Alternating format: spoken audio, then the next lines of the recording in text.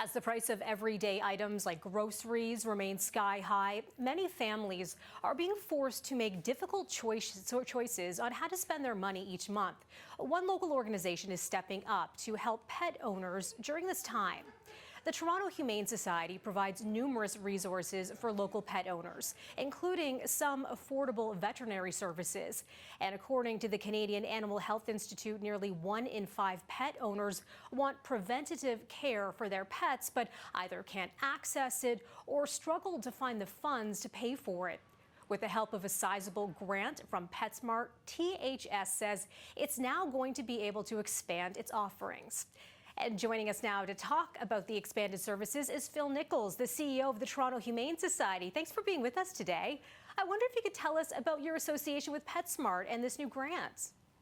Yeah, absolutely, and thank you for having us on. So, Toronto Humane Society was the recipient of an amazing grant from PetSmart Charities of Canada. So $500,000 over the next 3 years is coming into the organization to help us expand access to care to members of the Toronto community when it comes to veterinary support and preventative care. What that means for us is we're going to be able to expand support and appointments to around 3,500 additional families and human animal families on an annual basis, which we're really looking forward to. A lot of people may think that the Humane Society only deals with pet adoptions. What kind of services does your organization offer? Yeah, and that's a misconception that we're trying to get out there. Over the last decade, we've really been focusing on preventative and supportive programming, things like more affordable and accessible behavioral training, consultations and support for cats and dogs, adoptions, as you mentioned, but also food bank and retail and pet support, public veterinary services. Coming into the next few years, we're going to be looking at being able to provide support to around 12,000 human animal families on an annual basis. Phil, I want to get some news you can use out of you. How often should a pet owner schedule an appointment with the vets? Yeah, so I think you're going to want to at least be checking in for an annual basis, and depending on the lifestyle, if it's a cat or a dog, how often they're outside, that frequency may increase or decrease. But you want to make sure you're at least touching base to know when you should be going in annually as things move forward.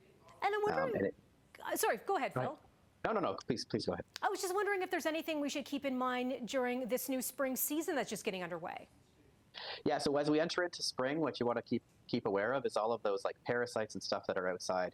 Ticks start to become more active, so depending on the areas that you go into, you're going to want to be looking at tick prevention for outdoors. And generally, because you try to consolidate like getting your tick meds and your annual vaccinations around the same time, you're probably going to want to be looking at getting those vaccines updated as well.